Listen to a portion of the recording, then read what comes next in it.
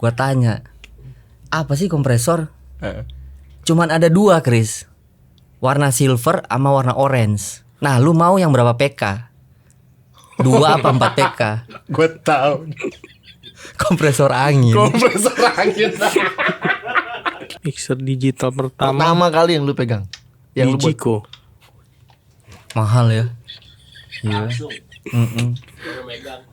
Gue ngeliat TF1 aja takut. Langsung pertama megang itu Digico D1. D1. Lu pertama kali apa? Siapa Pak siapa? Gembala Grow Center tuh Pastor Andi Cokro tuh enak sih suaranya. Tepuk tangan buat Pastor. Oh, Pastor Andi Cokro luar biasa.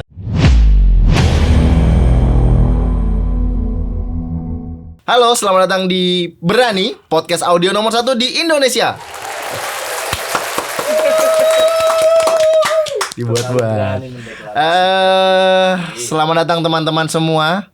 Wah, thank you banget kalau misalkan kemarin di podcast, bukan podcast ya jatuhnya sih, liputan live untuk sistemnya Westlife ternyata tembus sampai 14.000 ya?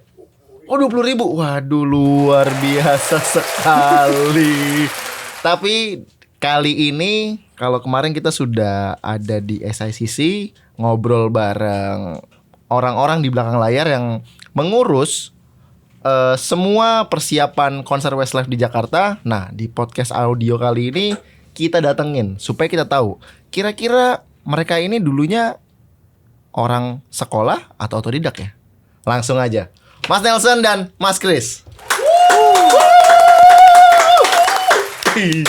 Halo Mas. Halo. Basa-basi dulu ya. Apa kabar? Baik. Weh, Ya, ini baik.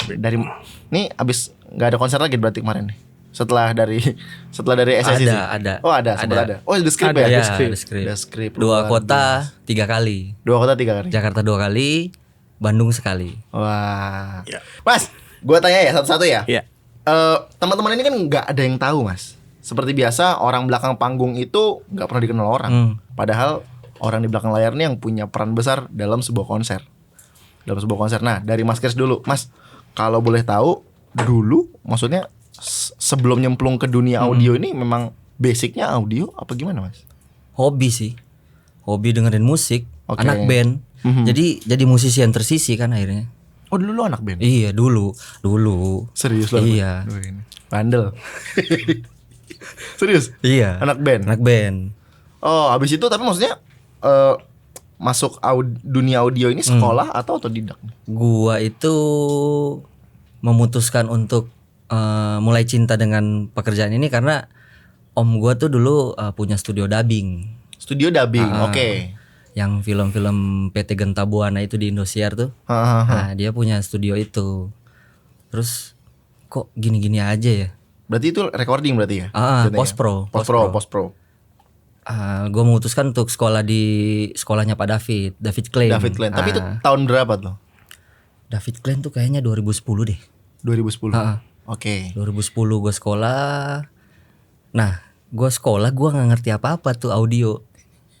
Gue kan di PT Genta Buana itu kan operator dubbing. Iya. Pakai Nuendo. Oh iya. Ya kan, gue cuma tahu record, stop. Pas nggak lip syncnya itu Iya. doang. Jadi mau sekolah buat upgrade ilmu kan. Ya. Satu angkatan gue tuh udah pekerja gereja, pekerja apa label dan lain-lain lah. Oh, sedap. Jadi pas nongkrong mereka ngomongin kompresor. Gue kan nggak tahu kompresor tuh apa ya. Gue tanya, apa sih kompresor? Cuman ada 2, Chris. Warna silver sama warna orange. Nah, lu mau yang berapa PK? 2 apa 4 PK? Gue tahu. Kompresor angin. Kompresor angin. Cuma ada 2. Iya. Dan gue percaya aja kan, gue nggak ngerti. Itu baru hari pertama masuk. Mereka tuh ada yang udah ngomongin gaya mixing. Gue bingung nih dahsyat. apa ya yang mereka ngomong. Ya itu akhirnya. Tapi lama-lama ya karena belajar gue ngerti. Oke. Nah, kalau untuk Mas Nelson sendiri, dulunya juga sebelum terjun ke dunia audio full time sekarang ya? Dua-duanya full time kan? Full kira-kira? time. Full time di dunia audio. Iya. Nah, dulu Mas Nelson juga awalnya gimana, Mas? Awalnya saya adalah waktu dulu pertama terjun itu ya nggak langsung sih, masih SMP. Iya juga. Iya. Iya, sekolah SMP, zaman SMP itu ya di gereja. Awal sih kalau gue dari gereja. Otodidak berarti. Ya jatuhnya otodidak, tapi yang ada yang ngajarin juga sih, tapi nggak sekolah berarti. Nggak sekolah berarti. Dulunya awalnya nggak sekolah. Oke, SMP, SMA juga masih tetap. SMA ya tetap bantu di gereja ya, masih cuma gulung-gulung kabel dan setup, cuma tahu disuruh colok ini di sini, Iya, colok iya. ini di situ gitu. Ya. Setelah Gitu itu ya setelah itu ya mulai ya sistem gerejanya mulai dari dulu cuma ibadah pemuda remaja, jadi diajak ada yang ngajak untuk gabung di ibadah yang hari Minggu, setup di gereja yang hari Minggu, berarti sistem lebih gede lagi. betul. Ya udah mulai sistem yang lebih gede lagi. Terus ya udah ya berkembang di situ, terus ada gereja pusat juga akhirnya manggil. Oh, lulus kuliah aku sempat di studio. Pernah sempat. Sempat jadi operator studio.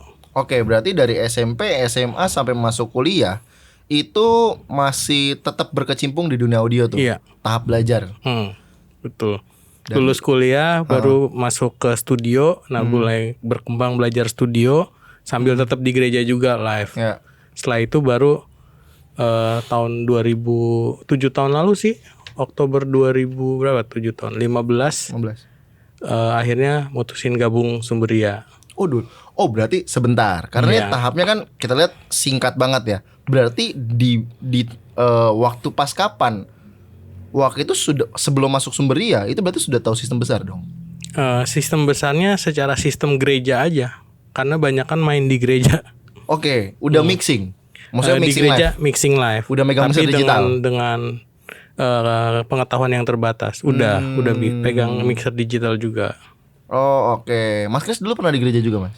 Iya, kita emang orang gereja emang. Basicnya emang dari Iya, gereja ya. iya. Tapi memang gue sering ya ketemu sound engineer yang berawal dari gereja. Gue dulu belajar di sekolah, Mas. Tahu kan? Jadi zaman gue SMP dulu tuh masih ada mixer. Gue lupa PV kalau nggak salah, nggak tahu ori, nggak tahu KW ya. Itu 12 channel. Itu segede gaban, segede meja gini. Itu gede banget tuh. Dan dari situ gue cuma nyalain mic setiap mau pagi Ibadah. apel. Enggak. Iya. Oh. Mending ibadah apel. Oh, Jadi gue tuh orang pertama yang datang ke sekolah cuma gara-gara buat nyiapin Sound mixture system. 4 biji. tapi kan memberkati kan? Maksudnya Lumayan. hasil dari situ kan kita semua memberkati kan? Memberkati. Dan terberkati kan? Bener. Nah, itulah. Pendeta masuk mana nih? Oke, berarti semua memang backgroundnya pernah di gereja ya. Ya. Tapi setelah Mas Nelson masuk ke Sumberia, baru belajar lebih advance lagi. Lebih advance lagi, ya mulai dijorokin sama bos untuk belajar sistem yang lebih gede, dikasih wejangan-wejangan Sedap. gitu. Butuh waktu berapa lama? Apa? Waktu pas belajar sistem besar sampai at least dipercayakan ya udah oke, Nelson kayaknya udah bisa sekarang, lu kalau ada konser apa-apa gue mau yang setup sistemnya.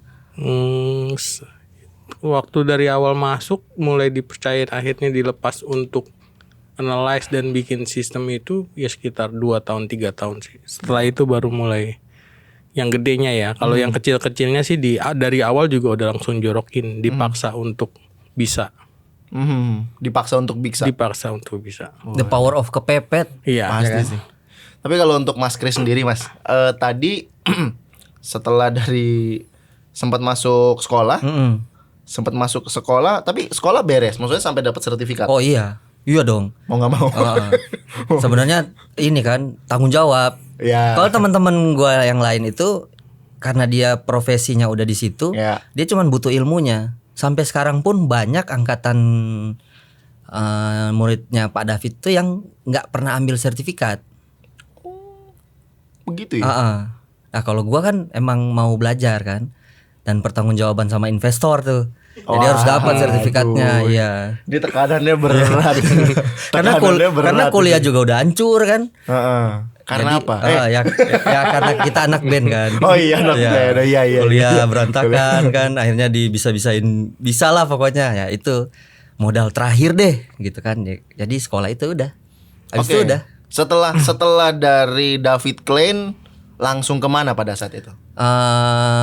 Freelance ke rental kecil. Oke, itu awalnya ya. Terus ikut temen tuh punya band, ikut yang merintis lah. Biasa kan anak sekolah tuh, anak sekolah audio biasa gitu kan. mau nggak apa-apa deh, nggak dibayar, yang penting eksis gitu kan. Yang penting eksis, benar. Ikut-ikut band. Nah, orang yang paling berjasa sehingga gua bisa masuk net itu namanya Rizky Wahyudi, sama yang supervisor gue yang pertama, Yan Ferdian. Oke, bentar, gue stop. Jadi waktu pas beres dari David Klein, ngikut rental-rental kecil, setelah ngikut rental-rental kecil, ternyata bisa masuk ke TV. Ya. Wih. Waktu itu gue sempet ikut Edwin Coklat. Oke. Mas Edwin, terus bantuin bandnya si Marcel sama Edwin, Konspirasi. Oke. Tapi kalau misalkan berarti lu belajarnya lumayan cepet juga ya. Maksudnya kalau sudah sampai akhirnya terjun ke dunia broadcast berarti ya lebih ininya ya. Nah, itu kan namanya peluang. Oke. Jadi mungkin banyak orang yang lebih hebat dari kita, tapi kalau dia nggak dapat peluang, Ya. iya kan? Nah, sebenarnya itu. Jadi kalau kita bilang siapa yang paling hebat, sebenarnya banyak. Ya, Cuman mungkin mereka tidak mendapatkan peluang itu. bukan tidak ya. Kesempatannya ya. Nah, mereka belum dapat. Nah, kalau gua dulu peluangnya mungkin bagus ya. Nah, itu nggak mau gua sia-siakan. Oke. Oh, di net sempat lama, Mas. Dari sebelum jadi net tuh masih siaran radius 3 kilo deh kayaknya. Berarti bisa 3 kilo masih kayak radio ya. Masih. Jadi dia sebelum resmi launching, kita kan simulasi. Oke. News tuh simulasi terus. Oke. Dan gua nggak pernah megang mixer karena gua nggak tahu kan. Yang diajarin kan teman-teman yang lain. Jadi gua datang cuman ngeliat aja. Oke. Berarti Berarti gitu sih. kalau bisa dibilang berarti Mas Kris nih lu termasuk orang yang cukup membantu dari segi audionya sendiri untuk net TV kan? Ya. Wah. Salah satu balik lagi, kesempatan itu yang mungkin orang nggak dapet. Ya. TV itu baru jadi dan semuanya sama-sama, walaupun yang teman-teman yang lain itu bubaran dari stasiun lain, tapi mereka sama-sama membuang ego untuk mau dari nol lagi. Nah, itu kesempatan kita tim audio. Jadi kita beres sampai tahu gimana caranya TV itu dari ruangan broadcast sampai jadi dipancarkan ke semua terestrial. Oke. Oh, berarti tapi menurut gue cukup nekat berarti ya. Kalau ngelihat cerita lu langsung ditawarin masuk net TV dan lu ngiyain gitu loh. Tapi pada saat itu emang maksudnya lu yang pede dengan wah, ini kayaknya gue pede nih sama potensi gue, atau lu mikir kayak lebih ke yang tadi lu bilang kayak ini kesempatan nih, gue nggak boleh sia-siain. Ya itu kesempatan, dan gue tahu gue sekolah basic ilmu gue cukup. Selebihnya kan tinggal aplikasi aja. Kan basicnya kan sama semua. Iya. Tapi sampai sekarang masih di net? Enggak. Udah enggak? Gue udah resign. Ya karena dapat peluang lagi. Masuk di? Gue resign tuh karena ikut temen ke TV digital. Oke. Terus dapat kesempatan lagi untuk freelance ya. Sekarang lebih sering ngebantu di mana berarti? Sama Sumberia sih. Lebih sering sama Sumberia. Wah, ini dia, ini ketemu nih. Ini ketemu berarti. Nih, tapi sebelumnya juga maksudnya pada zaman di net juga sering ketemu. Itu namanya side job. Jadi diem-diem. Iya. Diem-diem. Side job itu artinya gaji sampingan. Gaji sampingan. Nah, tapi yang diincar bukan itu sebenarnya, Sat. Oke. Jadi kalau lo di TV, kalau bukan event gede, sebenarnya yang lo kerjain tuh cuman itu template, ya kan? Oke, ya. Nah, gua belajar untuk SJ itu adalah bukan nominalnya tapi ilmunya. SJ ini apa nih? Side job. Oh, SJ. Iya. Namanya SJ. Iya. Kalau orang-orang TV gitu. Orang TV di sana banyak bilang SJ mana? Tapi diam-diam. Tapi dia diam-diam tuh. SJ mana? Tapi dia diam-diam tuh sama tiba-tiba. Sama bos-bosnya mereka, dia diam-diam. Cuman maksudnya menurut gua yang gua ambil pada saat itu ilmunya. Karena kita di TV template kalau nggak ada acara gede ya. Tapi kalau ada acara gede kayak HUT, ya itu ilmu banget. Ilmu banget. Oke. Nah, gue balik lagi tadi ke Mas Nelson. Nih sekarang kan udah udah ketemu nih berarti nih. Sekarang Mas Nelson ada di Sumberia, Mas Kris juga ada di Sumberia sekarang. Nah, Mas Nelson kayaknya orang yang lebih lama di Sumberia dibanding Mas Kris kan. Nah, kalau dari dulu awalnya waktu masuk ke rental lumayan besar ya Sumberia ya. Bahkan sampai sekarang gitu loh. Pada saat itu kesulitan gak sih buat belajar? Kayak contoh, wah ini kan rental gede gitu loh. Rental gede kan pasti kan maunya satset tas tuh. Mau nggak mau kan harus ngikutin temponya sama tim yang sudah ada. Kesulitan banget gak sih buat menyesuaikan? Kesulitan sih pasti ada, cuma ya dijalanin aja. Biasanya gitu. Berarti Mas Nelson sendiri lebih cenderung ke live live konser ya. Live Konser dan live mixing. Dan basicnya Mas Kris adalah broadcast. Lebih kuatnya. Setelah gua 2 tahun di net, gua sadar bahwa passion gua broadcast. Setelah 2 tahun. Iya, setelah HUT kedua. Kenapa? Karena kan gua orang live ya. Iya. Terus di TV kan menurut gua ini apaan sih? Iya. Kerja kok begini banget ya? Net TV tolong denger.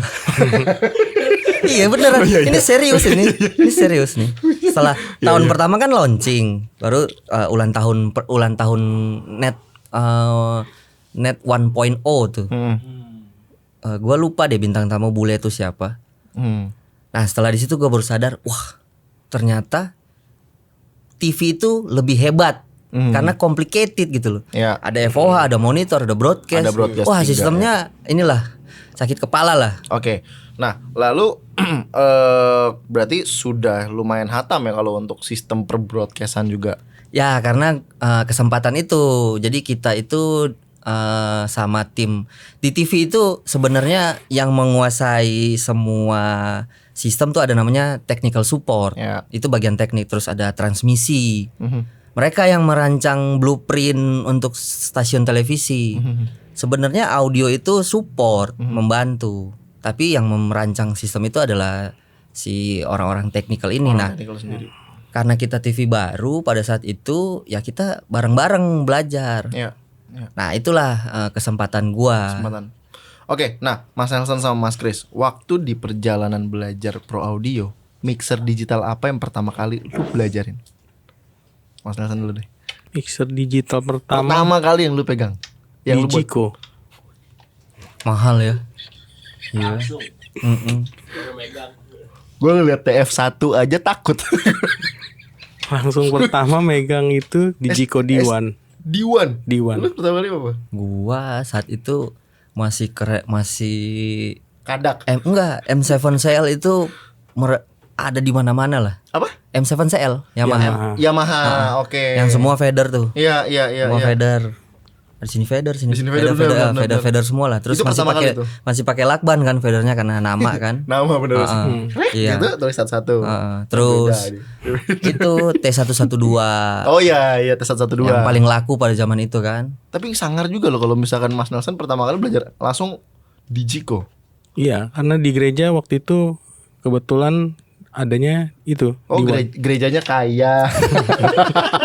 Berada. Oh, berada. Iya. Enggak, Berada di mall. Oh, berada. Gerejanya diberkati jadi adanya itu. Sangar ya kalau gue inget-inget dulu gue sama gereja gue dulu tuh pakai kalau nggak salah Soundcraft. Tapi lama banget. V ya? Enggak, tapi itu juga masih analog. Oh. Tapi percaya gak, gue dulu pertama kali belajar audio itu di Papua malah. Kok jauh banget ya? Ih, gue.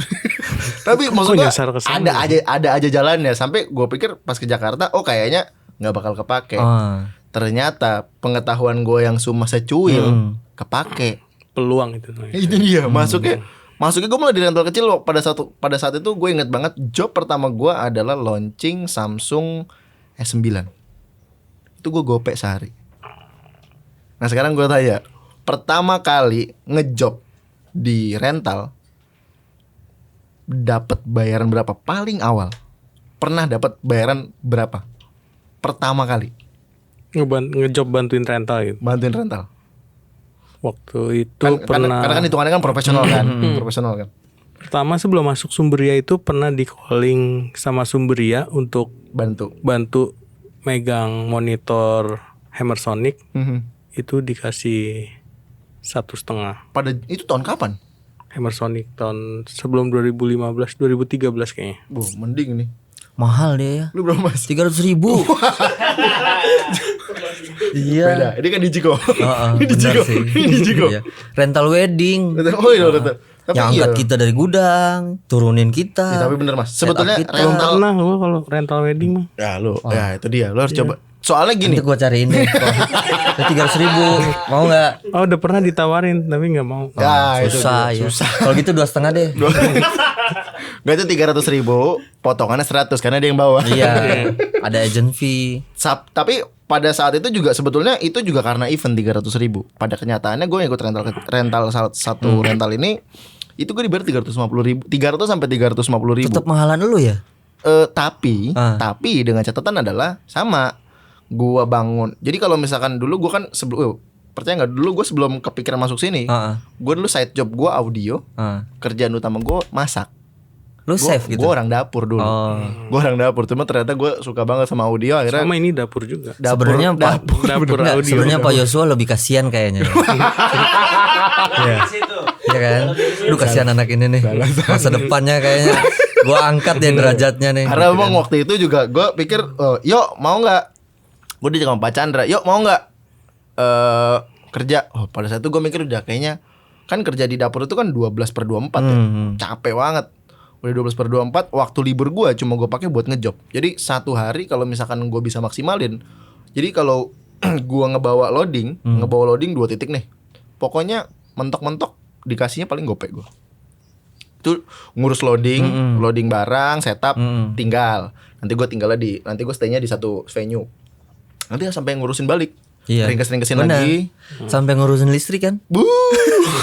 Jangan tanya. Tapi percaya nggak percaya malah kayak gitu tuh yang banyak pengalamannya. Gue akhirnya tahu kalau nyolok listrik di hotel, kita biasa suruh bawa panel pakai Legrand. Gue jadinya tahu gitu loh, simple kayak gitu.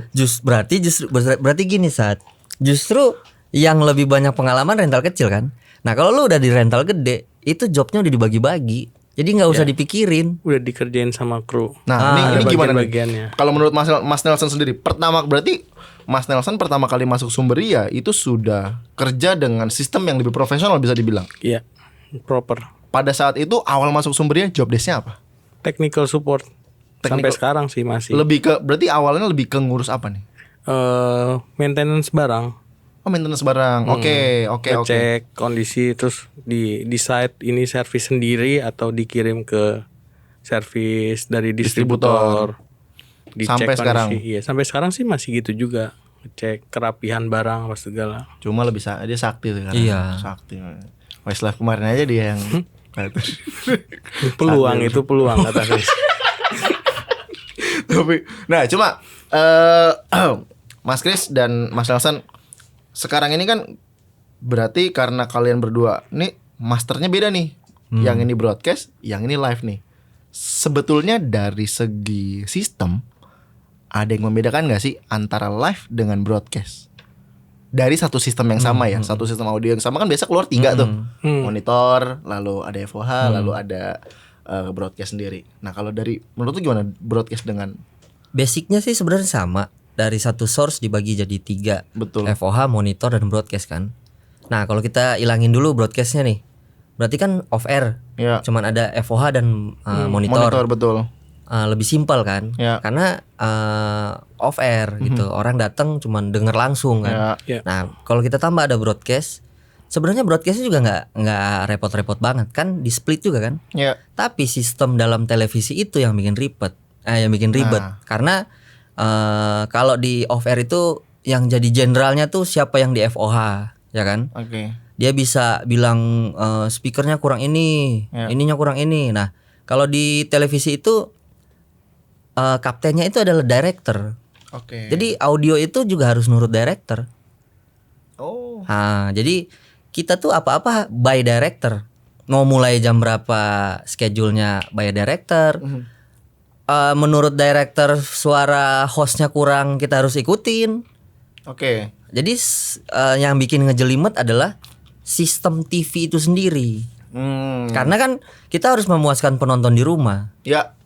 Terus konten, kalau kontennya nggak nyampe ratingnya kurang bagus. Ya, ya. Kalau kontennya nggak nyampe nanti diprotes atasan. Ya lebih ke kompleksnya sih lebih ke situ sih sebenarnya. Nah kalau dari Mas Nelson sendiri Mas, broadcast dengan live, kira-kira dari satu sistem yang sama apa perbedaannya sendiri?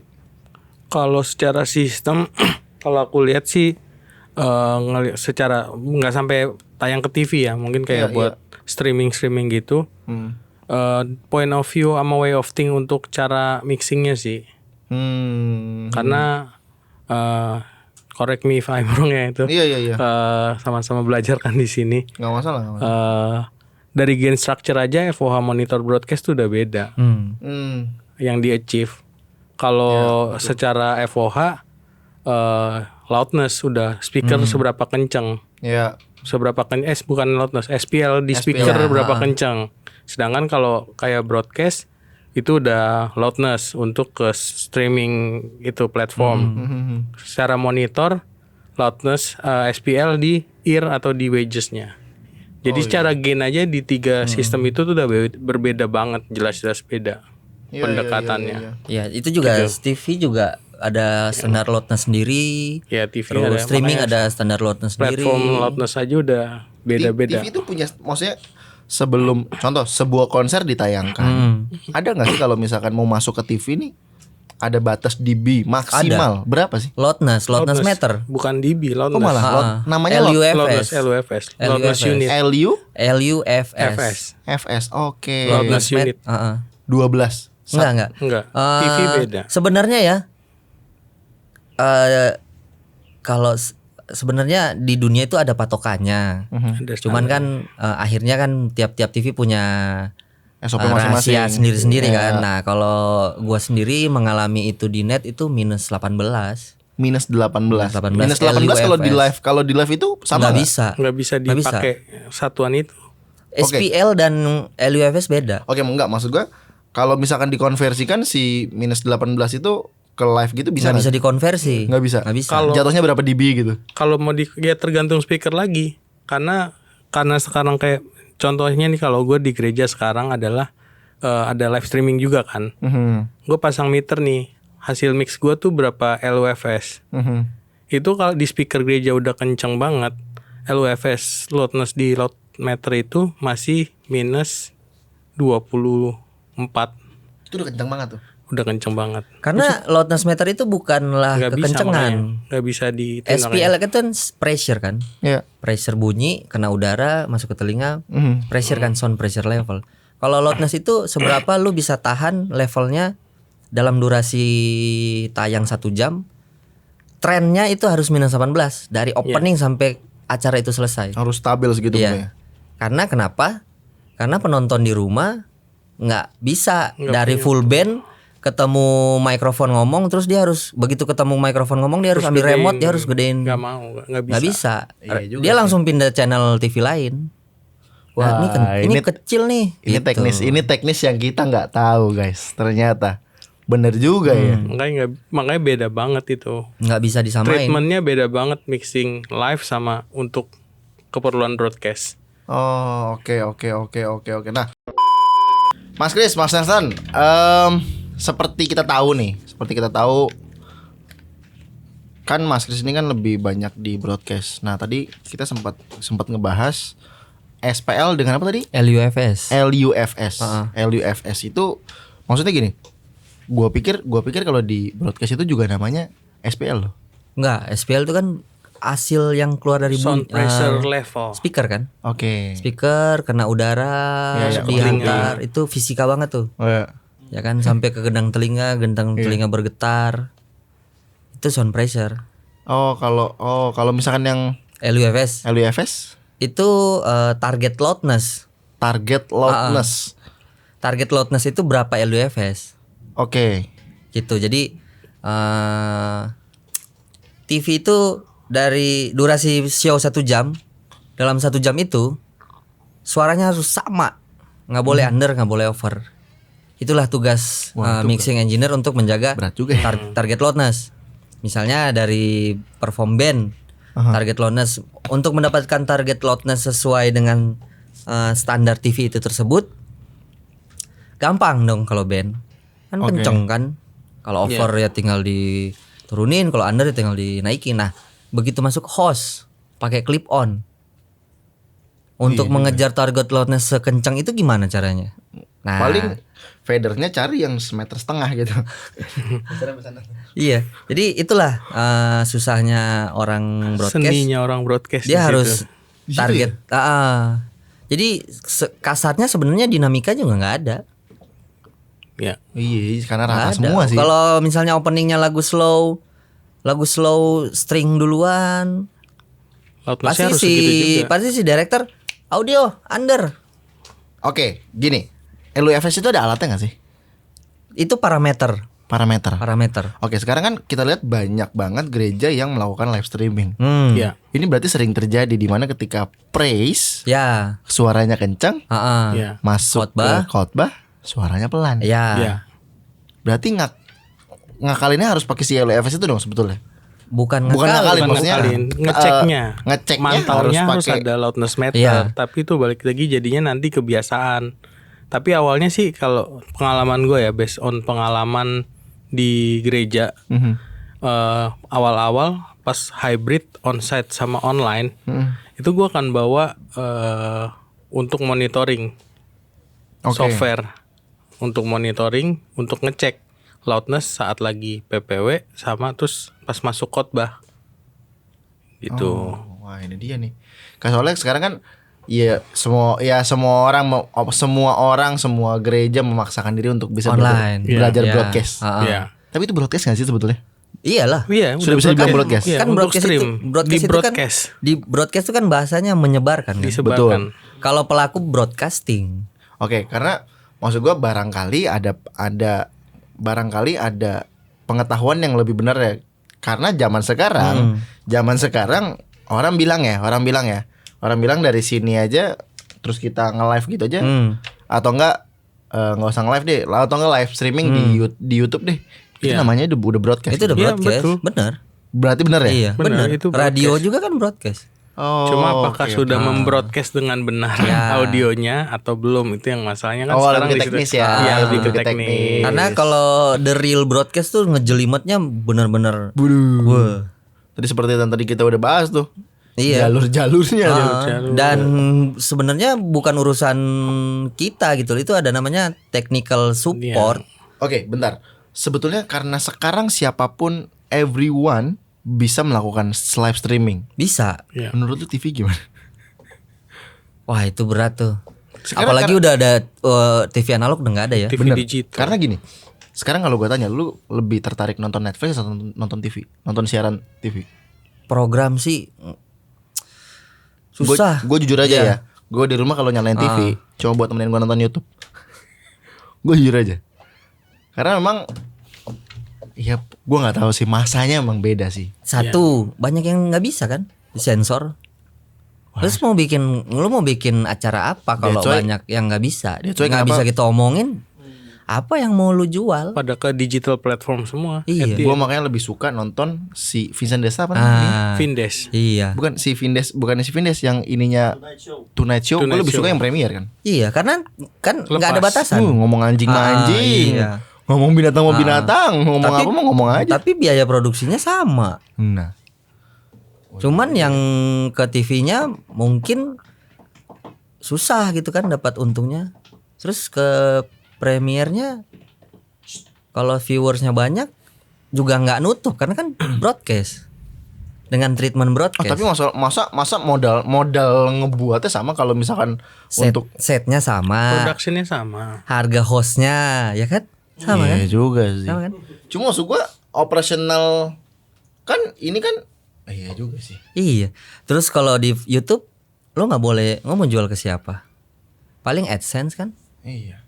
Ada. Ada sekarang. Ada. Brand-brand yang memang mau. Sekarang nih orang lebih pintar menurut Ya. gua. Kayak contoh di tengah-tengah obrolan seperti ini contoh lah. Kita naro Ya. sorry ya yang ya kita sering lihat di Deddy Corbuzier sekarang ada logo apapun di meja dia ya. Jadi betul. menurut gue itu kan sudah termasuk iklan. Iya. Iya. Dan itu Heeh. nggak bisa kita pungkiri, minimal Ya. satu videonya dia ada 1 juta orang yang ngelihat itu brand. Betul. Minimal ya. Iya. Itu Tapi masuk dengan iklan. alat seadanya kan. Iya itu dia. Nah kalau broadcast Berarti lebih untung mana? lebih untung YouTube. Nah kan. Tapi kalau pakai alat seadanya. Kalau lu bikin YouTube pakai alat broadcast, gimana? Iya juga ya. Iya juga sih. Makanya sekarang gua lihat- Kamera sistem. yang gede lagi. Iya. Dahsyat. Switcher, director, CCU. apa semua. Karena sekarang gue lihat kayak contoh sekarang gue lihat ya. Menurut gue dulu suka nonton ini talk show. Barangnya udah nggak ada sih sekarang sih. Ya karena nggak untung. Nah gue lihat ini talk show pun sekarang kalaupun nggak ada di TV, gue ya di YouTube aja sih. Bisa.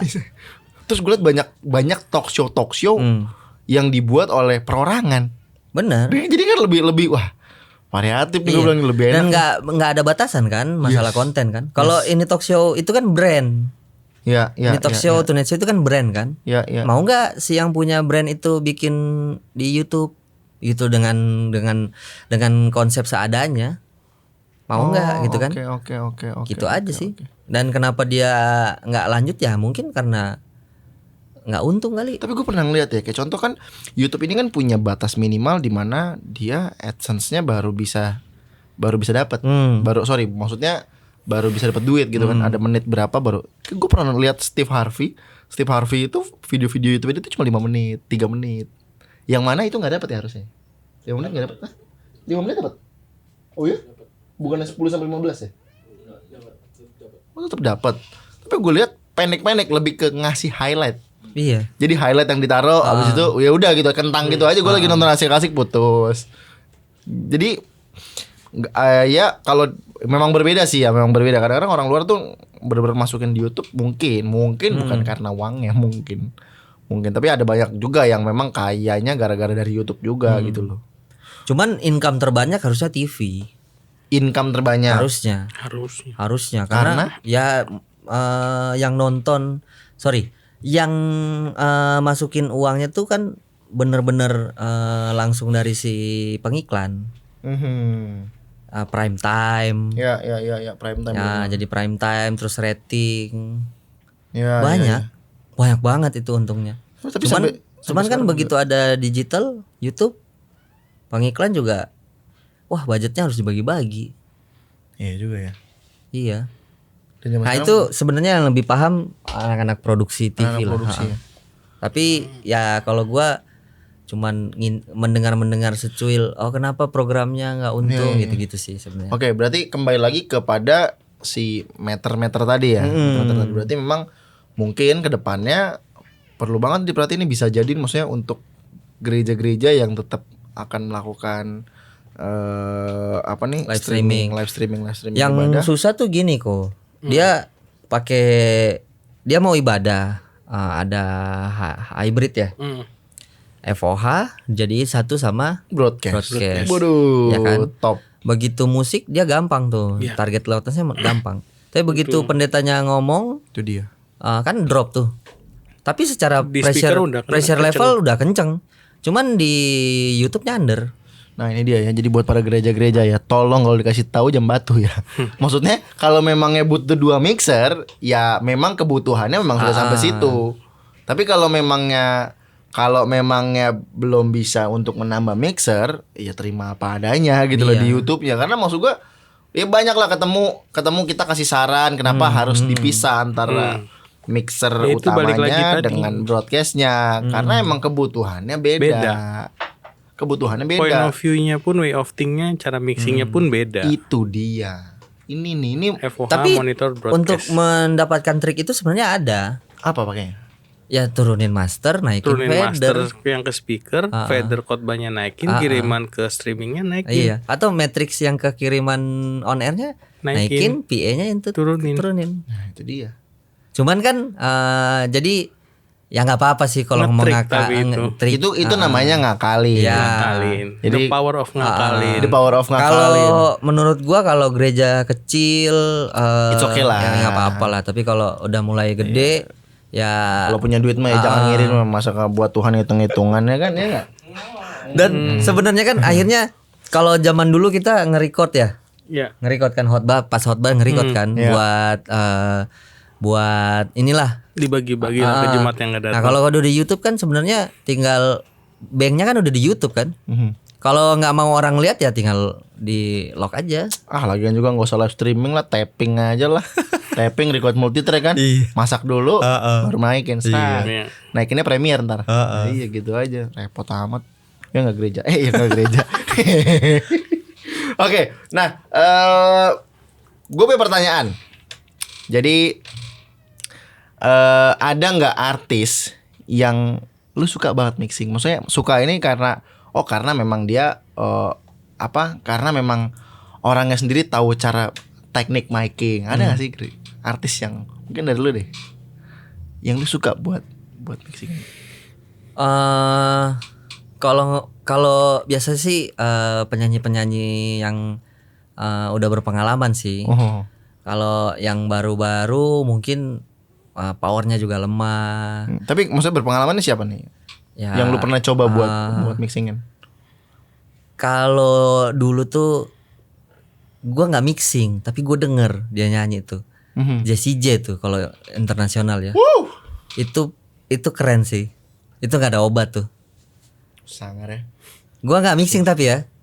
Gua tuh di sistem waktu HUT tuh. Tapi gue denger, wah, ini orang nyanyinya keren banget ya. Wah, dahsyat. Jessie J. Iya sih. Jadi sampai sekarang gue masih kesimpan di kepala gue bahwa singers terbaik Jessie J. Karena gue lihat langsung kan, wah gila. Tapi nyanyi apa orang lip sync? begini, nyanyi dia beneran nyanyi. Gue effort loh. Nonton aja di YouTube-nya Net tuh. Tapi yang gue nggak tahu, tapi waktu itu siapa yang pegang ya. Cuma gue paling suka itu waktu pas HUT-nya RCTI, siapa ya RCTI yang ex Super Collaboration itu loh. Super Collaboration waktu itu satu panggung ada 3. Noah, Agnes, sama Dewa. Itu pecah sih. Itu pecah banget. Cuma yang gue kalau ingat ulang-ulang itu awalnya feedback dan itu kenceng banget. Feedbacknya kenceng. Gue nggak tahu itu feedback apa sequencer ya. Cuma kalau gue denger susah menerka-nerkanya, tapi kedengarannya seperti feedback. Jadi gitu soalnya. Hilang-hilangan ada. Oh berarti ada terus tuh sepanjang show. Enggak, cuma ada di awal. Treatment berarti kayaknya. Nah itu gue tahu Treatment mungkin. feedback Iya, berarti. untuk nunjukin itu live. Oh iya. Oh iya juga sih. Iya juga. Tanya Mas Dadi aja deh tuh. Oh iya Mas Dadi, bener Mas Dadi. Mas Dadi datang podcast dong. Gitu. Ya. Untuk Mas Nelson sendiri, ini kan sekarang lebih banyak di gereja. Ya. Ini menarik nih, Jadi coba kira-kira pendeta mana yang lu suka buat mixing? Maksudnya suka mixinginnya tuh karena memang kembali lagi teknik vokalnya benar, ngomongnya benar, megang mic-nya benar kan, megang mic skala aja kan sekarang kan. Dia di mic-nya di sini palanya goyang-goyang, ngomongnya kadang ada, kadang kecil, kadang gede. Siapa? Ya internal gereja sendiri di sih. Yakin. Ya karena nggak pernah pegang dari gereja lain. Ya kan internal lu sendiri kan pendetanya banyak. Ya kan cuma di satu Ya cabang. pasti gembalanya lah. Oh, sedang. Ya kan? Gembalanya lah. Siapa Pak siapa? Gembala Grow Center tuh Pastor Andi Cokro tuh enak sih suaranya. Tepuk tangan buat Pastor. Pastor Andi Cokro luar biasa. Iya. Tapi maksudnya selain itu apakah pernah juga untuk megang mixing pendeta lain juga? Ya paling kalau kan bantuin di pusat juga ya di GB Gatot Subroto. ya. Sering ikut KKR juga. Ya paling sering Healing Movement. Oh ya? Iya. Lu tour Healing Movement. Yang selama ini gue tonton? Iya. Lu nonton? Gue nonton men. Wah. Gue dari mana lagi kalau gue tau Yesus, aku percaya. Anda sudah sembuh? Iya. yang buta melihat gitu kan. Ya Pak Wellert Kaun tuh juga suaranya Wah, sih. Pak Willard sih, legend. Ya, Legend. stabil sih dari dulu sampai sekarang. Tetap kayak Itu dia, begitu itu karena dari dia punya mungkin itu dia ditaruh di sini.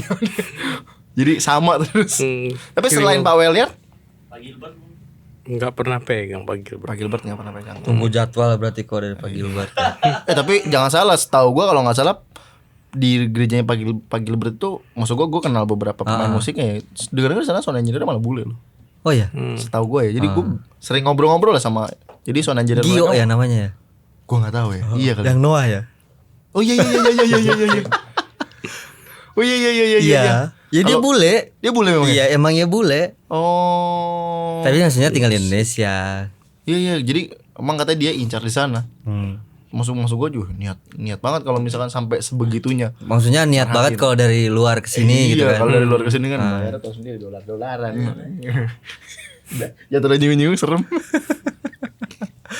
Oke, tapi untuk Mas Kris sama Mas Nelson, maksudnya kedepannya ini di industri audio ini akankah tetap menjadi ada rencana lain gak sih?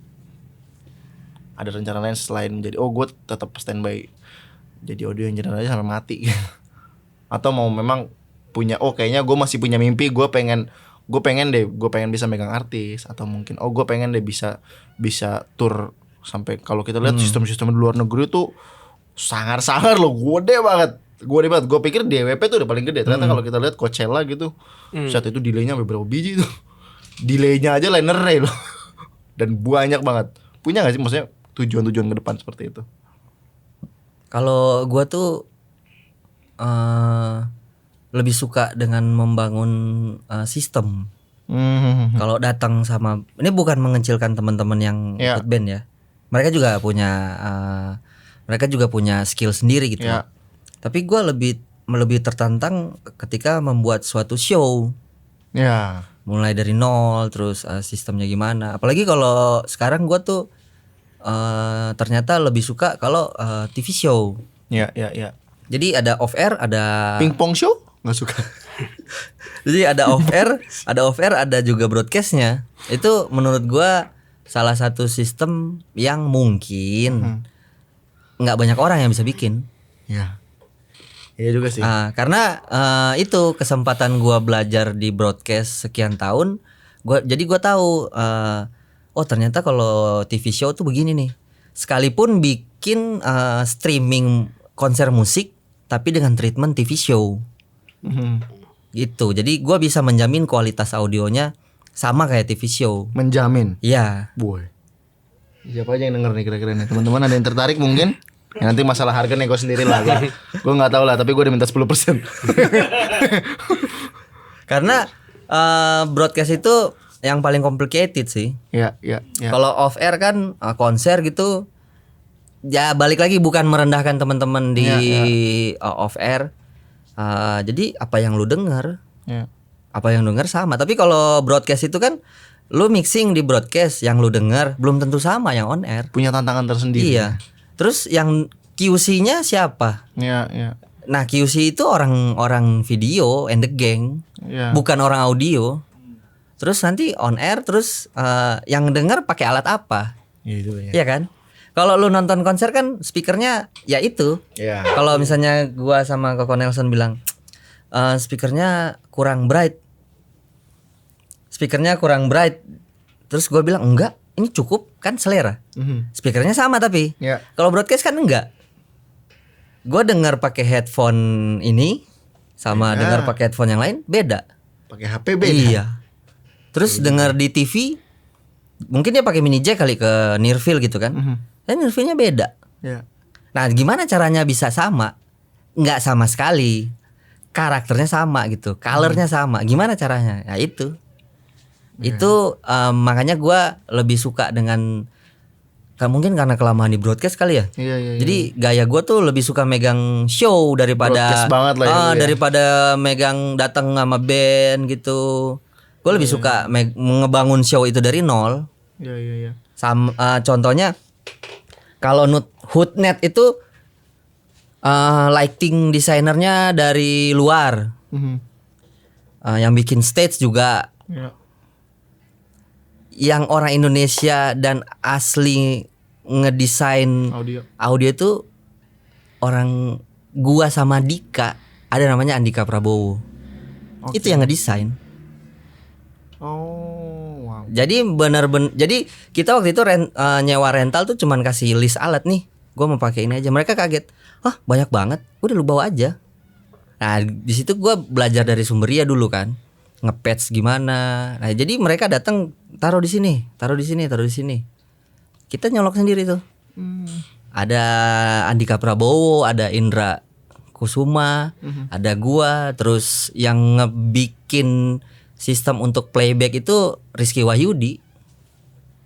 Jadi kita benar-benar bikin sendiri, bukan by vendor gitu loh. Yang gua mau bikin show ini tolong dipikirin. Gitu. Jadi menurut gua adalah satu kebanggaan gua membuat television show Hood. Hood itu ini ya. Di televisi itu Hood itu sesuatu yang paling keren ya. Berkesan lah. Ya. Itu. Berkesan banget lah. Makanya gua pede bilang bahwa kalau broadcast system televisi show gua bisa. Karena gue yang bikin sendiri. Ya, setuju. Gitu. Setuju. Kalau Mas Nelson sendiri, Mas? Ya. Impiannya apa nih kalau di kedepannya untuk tetap berkecimpung di dunia audio, tapi mimpi kedepannya ada nggak yang masih harus? Mimpi kedepannya sih terlalu mulia nih kayaknya. Nggak Udah masalah. langsung menilai sendiri. Lo mau punya gereja ya? Bukan. Justru pengen sebenarnya ngelihat, agak kasihan juga ngelihat gereja-gereja apalagi gereja-gereja kecil yang sistem audio alatnya terbatas tapi nggak dieksplor secara maksimal. Ya, setuju. Bisa dimaksimalin ya, bisa equipment yang ada dimaksimalin penggunaannya, sistemnya, terus sama SDM-nya sih terutama. Ya, Untuk dapat knowledge-nya. Ini perlu sih menurut gue sih. Gitu. Mimpinya sih ya kalau ada kesempatan bisa ngebantu sih mau banget. Gitu. Jadi buat teman-teman, kira-kira gimana? Ada yang perlu dibantu nggak? Ya, tapi ya coba tahu diri lah. Gereja kalau misalkan ngelihat gini jangan tiba-tiba mikir gratisnya. Coba tolong dibantu lah pala. Gope-gope mah ada kali. Iya enggak? Mau kayak gini kan kelihatan kan. Wah. Tapi kan dia dibayar mahal pertama kali kerja kan? Iya, dia pertama kali kerja Udah ada aja price sejuta. list-nya pertama. Iya, Pak. Gitu. Berarti nggak boleh lebih rendah dong. Sejuta berapa? 200 kan? 1.500.000. Iya, di luar uang makan lah dengar-dengar lagi Iya, ya kan. ya kalau buat Tuhan mah harus yang terbaik lah. Nggak boleh yang nggak terbaik. Cuma maksudnya, tapi maksud gue punya hati kayak gini tuh, gue rasa Iya, sangat perlu banget sangat karena mulia. memang banyak banget ya gereja tempat gue sekarang tertanam itu dulu ditipu men. Ditipu beli sound 50 juta barang nggak datang. Hah? Nggak datang. Nggak datang. Karena pendetanya sangat baik. Nggak diapa-apain. Ya itu juga. Imbasnya kemana? Iya. Ke gua. Ya kan emang pendeta tugasnya emang gitu ya. Setuju. Iya kan. Setuju. Cuma maksud gua Kalau Alkitab belum ya aduh udah upgrade sekarang, nggak tahu tanya Pak Yosua deh. Jadi kalau iya beneran ini versi baru. Kalau dilempar batu kita balas pakai kapas kan. Kalau ditampar kiri balas kanan kan. Kanan, ya. Tapi upgrade-nya itu gua nggak tahu deh. Ya udah kebagi apa belum. Jadi kalau dilempar batu tetap balas pakai kapas. Tapi isinya bom. dibungkus. Iya. Maksud gue emang akhirnya yang dampaknya gue waktu pas kita taruh penawaran dia cuma minta satu, ini benar nggak nih? Tapi ternyata gue sampai gue tertanam di situ, gue ngurusin. Sekarang gue lihat banyak banget yang gereja-gereja yang punya sorry ya, apalagi yang ya dari segi jualan ngomong secara sales oke lah, lu bisa jualan gede, lu bisa jualan untung banyak. Iya.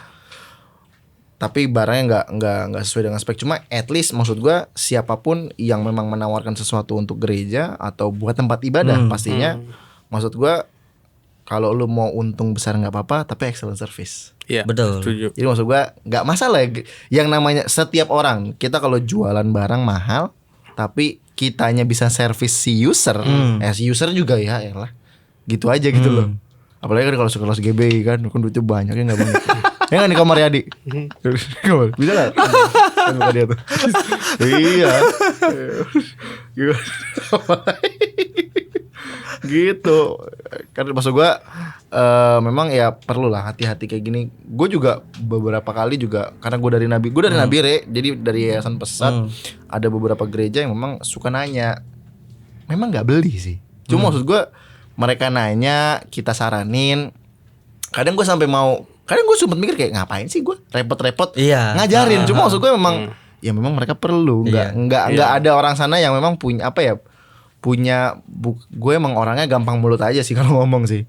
Gue nggak bilang kalau gue suka berbagi lah, terlalu naif gue. Jadi maksud gue gampang aja kalau gue ngomong. Ya toh gue dapat gratis, ya gue selagi gue bisa kasih gratis ke tempat yang tepat ya. Kecuali tempatnya komersil bayar lah, enak aja. Enak aja mau gratis mulu, kayak enakan. Kayak gitu sih kalau gue. Ya kan kita juga besar karena gereja ya, secara tidak langsung kan. Secara nggak langsung balas kita juga terus sebenarnya bukan balas budi sama gerejanya sebenarnya. Kembaliin ke Tuhan. Ya itu kan. Kan kita kadang dikasih gift kan. Iya. Nah, itulah. Bukan, jangan GR dulu, bukan balas puji sama gerejanya, bukan. Kita lihat siapanya kan. Nah, kebetulan itu gereja gitu loh. Kebetulan gereja yang bisa kita. Setuju. Coba ayatnya apa ya? Ayat. Thank you banget Mas Kris, thank you banget Mas Hasan. Mungkin nanti kalau memang the nextnya kabarin dong kalau misalkan ada kayak lagi ngeset broadcast acara HUT tapi ada broadcastnya gitu, kabarin dong. Oh itu kalau itu udah TV itu kayaknya tuh. Gimana tuh kan bekerja sama kan di Sumbernya juga pernah dipanggil buat TV kan. Tapi kalau kayak gitu tuh TV tuh udah punya orang sendiri. Udah punya tim sendiri. Iya kita aja pernah masuk TV tapi gereja. Oh gereja. Production gereja. Iya production gereja aja nggak apa-apa, kita bikin church tour namanya. Nah itu udah. Itu kan udah. Apa? Karena pandemi stop ya kok. Oh iya. Berarti jangan pandemi lagi deh. Jangan pandemi lagi. Nah untuk Mas Hasan juga nanti kabar-kabaran Mas kalau misalkan ada ngeset bikin sistem di konser apa lagi, nanti bisa kita share juga nih ke teman-teman juga nih. Jadi supaya teman-teman yang memang baru belajar punya dapat pengalaman, sekalipun mereka nggak bisa lihat langsung, at least mereka tahu. Tapi kalau menurut gue pengen minta tiga saran atau masukan dari lu. 3 hal yang penting untuk orang-orang yang ingin belajar atau masuk dunia profesional audio. 3 dari lu deh. Yang pertama butuh apa? Yang pertama tuh yang harus dipelajari adalah basic. Oke. Basic tuh paling harus, karena itu kan fondasi kan. Iya. Basic audio tuh harus wajib. Iya. Kedua lu harus suka dulu. Nah, jangan lu melihat nilainya. Itu dia. Jadi kita juga boleh tanya deh semua yang hebat-hebat tuh. Berapa bayarannya dulu? Nah itu boleh tanya, beneran itu serius. Jadi suka dulu. Jadi dibayarnya mungkin nominalnya kecil, tapi kepuasannya nggak bisa diganti. Nah. Jadi kepuasan itu nggak bisa dibayar. Suka dulu. Nggak ada harganya kepuasan. Begitu lu pulang kan dada lu busung kan, itu kan beda kan. Kalau lu pulang, aduh tadi kok hancur banget ya. Itu kayaknya dulu dibayar 20 juta sekali show juga buat apa ya kan. Dan ketiga ya harus tekun belajar. Dan Mas 3 Mas. Ya intinya sama sebenarnya. Nggak harus belajar dari basic banget, harus tahu, harus ngerti banget, karena ya itu pondasi. Semua knowledge audio itu knowledge-nya ya dari dasarnya tuh harus kuat, karena ujung-ujungnya balik lagi tuh nanti dari situ akan kembali lagi back ke basic itu, back to basic. Kedua ya itu harus ada passionnya, harus suka, bener-bener suka. Kayak gua kan dari SMP ya ngelihat orang ini speaker kenapa bunyinya begini ya, jadi suka, jadi masuk ke perlengkapan itu, mulai belajar ya dari SMP gitu. Ya dan never stop learning, benar-benar. Karena research semua di YouTube pun sekarang banyak, kalau mau nyari terbuka semua kalau mau tahu tentang apapun audio. Jujur selama pandemi kemarin aja gue belajar, ambil kursus di Udemy cuma untuk tahu basic, lebih dalam lagi ngambil Udemy. Iya. Ya belajar lighting. Belajar lighting juga. Iya. Nah itu teman-teman ya. Jadi maksudnya at least belajar itu nggak pernah kenal lu jago apa yang penting niat mau dan ada passionnya ya belajar. Semua resource sekarang terbuka, tinggal gimana kita mau nyari dan apa yang mau kita pelajarin dan kita mau dapat ilmunya. Sama gue nambahin ada 2 lagi. Yang kedua yang link. Kenapa? Kenalan. Karena kenalan itu akan peluang. Network itu akan menciptakan peluang. Peluang itu yang bisa, kalau lu bisa manfaatin peluangnya, itu bisa bawa lu ke next step lebih maju ya. Terakhir attitude lah. Iya, attitude itu juga penting. Karena percayalah dunia audio itu sebetulnya sempit lulus situ-situ lagi. Rusak satu ya udah. tapi itu balik paling awal ya basic. Lu dapat peluang, nggak punya jadi gini, ilmunya. lu punya peluang, lu punya keberanian, tapi basic lu nggak punya, ngaco kan? Hilang akhirnya. Iya kan? Trustnya hilang. Bisa kalau ditanya, tapi bisa, tapi kepercayaan itu sama Trustnya seorang nanti hilang. lah acaranya kok begini gitu kan. Ya, Tapi lu punya basic yang kuat, terus lu dikasih peluang, Ya. terus lu lakuin, Ya. terus sukses, ya Dapat udah. trustnya Itu dia tuh. panjang jadi. Basic. Kalau ngomong basic berarti yang penting belajar banyak-banyak. Mm-mm. Belajar banyak-banyak. Kalau belajar banyak-banyak berarti mau terima kritik. Dan belajar yang benar. Belajar yang benar. Nah, itu dia. Belajar Belajarnya banyak. yang benar. Belajar bener. Belajarnya yang benar. Belajarnya yang benar. Nah, Dari ini dalam. belajarnya juga dari literasi yang yang valid gitu loh. Ya, ya. Nah, kadang-kadang kan gini kan. Oh, kata si ini begini. Ya. Nah, itu kan katanya. Katanya cek dong. coba, Validasinya gimana? Coba cari di jurnal. Katanya itu bener nggak? Ya, Oh, ya, jurnal mengatakan salah. Ya. Dan ingat, teori 180 derajat berbanding terbalik dengan pengaplikasian di lapangan. Itu dia.